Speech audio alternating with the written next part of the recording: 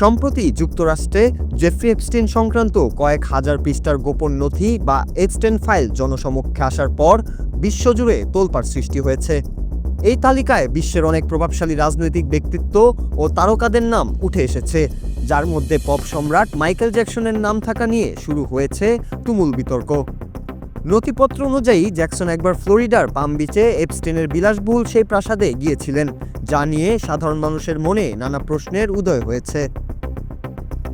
আদালতের নথি এবং সাক্ষ্য থেকে জানা গেছে মাইকেল জ্যাকসন এপস্টিনের সেই বিতর্কিত প্রাসাদে উপস্থিত থাকলেও তার বিরুদ্ধে কোনো অনৈতিক কাজের প্রমাণ বা অভিযোগ পাওয়া যায়নি। এপস্টিনের সহযোগী জোহানা সার্জোবার্গ তার সাক্ষ্যে জানিয়েছেন, তিনি সেই প্রাসাদে জ্যাকসনকে দেখলেও তাকে কোনো অপ্রীতিকর কর্মকাণ্ডে লিপ্ত হতে দেখেননি।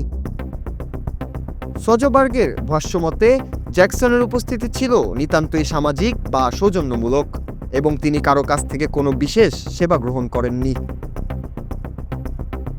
আইনজীবী ও বিশ্লেষকরা বলছেন, এপস্টিন ফাইলে নাম থাকা মানেই কেউ অপরাধী নয়, কারণ প্রভাবশালী ব্যক্তি হিসেবে তার সামাজিক বৃত্তে অনেক বিশ্ববরেণ্য তারকার যাতায়াত ছিল।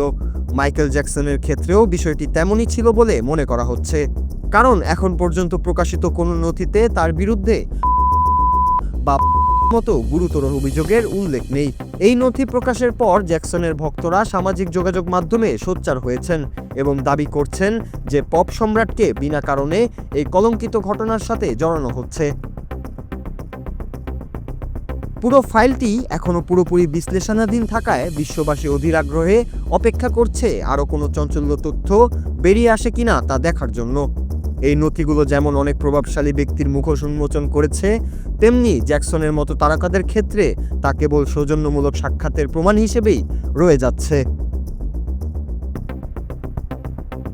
নূর Raju, Bangla TV news desk.